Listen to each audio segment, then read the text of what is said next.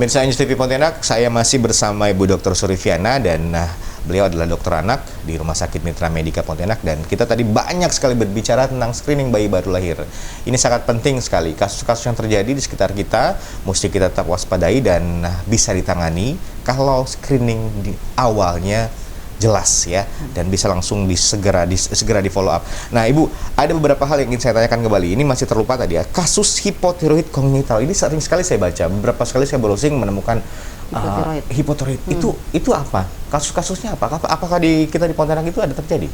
Ya, jadi ini salah satu screening yang dilakukan dan ini sebenarnya sudah masuk program pemerintah. Oh. Ya, untuk screening hipotiroid. Jadi screening ini dilakukan pada usia bayi 2 hari sampai sekitar 7 hari. Cara ngambilnya heel prick, jadi diambil di tumit kaki, ditusuk sedikit saja, kayak kita ngambil gula darah.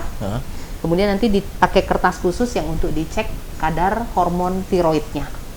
Oke, Ya. itu kenapa itu penting? Kenapa Ya, sampai masuk program karena pemerintah ini? gini, kadang kita nggak bisa deteksi karena gejalanya kadang tidak khas untuk kelainan hipotiroid kongenital. Kalau dia kelainannya khas, biasanya gambaran wajahnya tampak tuh. Dia mirip-mirip dengan sindrom Down, dia mirip-mirip anak-anak kretin, anak pendek. Nah itu gambaran dari hipotiroid kongenital di masa depan. Karena kalau pada bahasa bayinya nggak tampak, wajahnya biasa saja. Tetapi efek jangka panjangnya cukup luar biasa. Kenapa? Karena kita ada gangguan hipotiroid kongenital, itu akan membuat metabolisme kita terganggu. Karena tiroid ini untuk metabolisme seluruh tubuh nih. Gangguan metabolisme sehingga nanti akibatnya yang paling ditakutkan dari hipotiroid kongenital adalah retardasi mental yang berat. Itu, ada anak-anak yang tidak terdeteksi. kalau misalnya sudah terdeteksi, apa yang harus dilakukan? Kita lakukan suplementasi hormon tiroid. Ya. Ini sampai kapan? Apakah itu hanya dilakukan untuk proses beberapa bulan atau sampai dengan umur tertentu? Biasanya cukup panjang, bisa seumur hidup, karena nanti dilihat adalah dari kadar hormonnya kita pantau lewat darah. Oke, berarti kasus seperti ini juga bisa terjadi? Ya, angka kejadiannya cukup tinggi Mas Gali. 1 banding 3.000 sampai 4.000 kelahiran. 3.000 sampai 4.000 ya, kelahiran? 1 banding, berarti artinya cukup tinggi. Ini angka nasional ya. Dan ini concernnya pemerintah, karena nanti kan akan jadi generasi masa depan yang tidak baik dong dengan kondisi yang gangguan hipotiroid kongenital. Betul. Baik Ibu, setelah kita berbicara banyak soal masalah bayi dan anak-anak, kita berbicara ke orang tua. Mereka sebagai orang tua, apa yang harus mereka ketahui? Apa yang orang tua, terutama orang tua baru, apa yang harus mereka ketahui tentang hal-hal seperti ini? Setelah tadi yang kita bahas, itu sudah mulai cukup. Mungkin ada hal lain yang harus mereka ketahui tentang hal ini. Oke, jadi kalau para orang tua sebaiknya memang lakukan konsultasi tumbuh kembang. Jadi artinya pemantauan anak itu, bayi itu biasanya kita lakukan yang fase intensnya adalah 2 tahun pertama. Karena 2 tahun pertama ini 1000 hari kehidupan. Bertanyalah banyak ke dokter atau ke petugas kesehatan, tanyakan semua, kemudian bacalah tentang satu milestone-nya anak. Karena ini sebenarnya kunci untuk melihat tumbuh dan kembang anak adalah lihat berat badan, tadi lagi tinggi badan, panjang badan, dan milestone. Milestone itu artinya apa sih yang harus anak dapat bisa lakukan pada usia-usia tertentu. Itu gampang dicari di Google, di mana tinggal cari milestone anak. Contoh misalnya anak usia 4 bulan sudah bisa tengkurap, anak usia selnya 6 bulan 9 bulan ke atas sudah bisa main ciluk bak. Artinya itu kan respon-respon yang diharapkan. Nah, para orang tua baca itu ketika misalnya anak saya kok umur misalnya 3 bulan kok dipanggil di banting pintu suara kencang nggak berespon. Nah, harusnya awareness-nya jalan. Kok bisa ya? Harusnya kan sudah. Nah, itu awareness seperti itu. Oke, itu mereka harus tahu. Bu, kalau misalnya keterlambatan, kita melihat bahwa tidak semua rumah sakit memiliki fasilitas yang cukup sangat itu.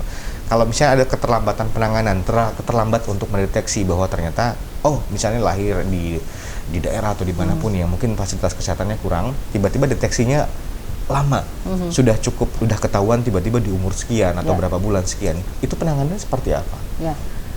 Dan apa yang orang tua harus lakukan jika mereka melihat ada hal yang aneh pada anak-anaknya? Ya, jadi balik lagi tadi, milestone-nya jalannya nih. Kalau milestone-nya sesuai, artinya orang tua boleh bangga dan senang, anaknya sehat.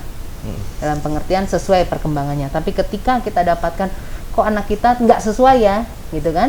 Nah, ini sarannya ya segera dibawa ke fasilitas kesehatan untuk dideteksi. Nah, definisinya adalah kalau kondisi-kondisi tertentu memang mungkin kita bisa bilang ada yang sudah terlambat. Artinya contoh misalnya kalau kita balik lagi ke screening mata, Mas Galih. Kalau screening matanya sudah tidak dilakukan, anaknya sudah, kok anak umur 2 bulan nggak bisa fokus ngelihat orang tuanya ya, misalnya matanya kemana-mana. Kemudian nggak bisa meraih objek ya, misalnya kita tempatin kerincingan, kok dia nggak bisa raih. Kita harus aware nih, ada apa dengan matanya gitu kan. Bawalah ke dokter, misalnya ke dokter mata langsung, dan itu nanti dicek. Kalau masih bisa dikoreksi, harusnya dokter mata akan merujuk. Tapi ada kondisi tertentu yang karena sudah keterlambatan screening, tidak dilakukan, kondisinya misalnya memang sudah fatal, yaitu yang mungkin harus kita pikirkan adalah apa yang harus kita lakukan ke depannya untuk anak tersebut. Berarti intinya adalah orang tua harus peka melihat tumbuh kembang dari anak-anaknya. Kalau misalnya kira-kira ada masalah, langsung konsultasikan ke dokter anak. Oke, ini menarik sekali pemirsa, bagaimana menjadi orang tua itu tidak mudah ya. Menjadi orang tua itu adalah pekerjaan seumur hidup yang harus dilakukan untuk menjaga tumbuh kembang anak dan memastikan anak mendapatkan apa yang seharusnya mereka dapatkan. Kita berbicara tentang banyak hal screening, kemudian kita sedikit menyinggung soal kasus hipotiroid kongenital tadi yang sudah dibahas, dan ternyata itu sangat penting kalau misalnya gejala-gejala itu muncul atau ada hal-hal yang mungkin bisa menjadi masalah di masa depan, segera konsultasi ke dokter yang menangani secara khusus. Ibu, banyak sekali yang sudah kita bahas, terutama soal masalah screening bayi baru lahir. Kalau kita tarik mundur ke belakang, bagaimana treatment untuk ibu-ibu yang hamil juga itu sangat penting ternyata ya. Itu juga harus ada penanganan khusus, mulai dari support mental, pikiran, kemudian fisik dan lainnya. Makanan juga sangat penting. Penting, nutrisi selama hamil ya, terutama ya. Nanti nutrisi setelah melahirkan dan menyusui juga penting. Itu juga penting. Iya. Support system dari lingkungan sekitar juga sangat penting. Benar. Nah biasanya Bu, kalau ibu-ibu baru melahirkan, terutama ibu-ibu muda kan tingkat stresnya cukup tinggi tuh. Cukup tinggi. Penanganan sederhananya, simpelnya untuk mereka itu sarannya seperti apa sih Bu? Supporting system lagi. Artinya suami, keluarga terdekat misalnya, orang tua, ayah, kakek, neneknya itu harus support tuh. Oke. Ya.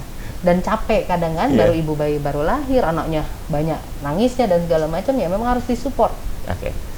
Oke, hal sederhana yang kita lakukan adalah menjadi support system yang baik pemirsa. Untuk suami, jadilah suami yang baik ya. Jadi suami yang penyayang, untuk istri saling menjaga juga tentunya, agar kita menciptakan generasi-generasi yang luar biasa untuk Indonesia.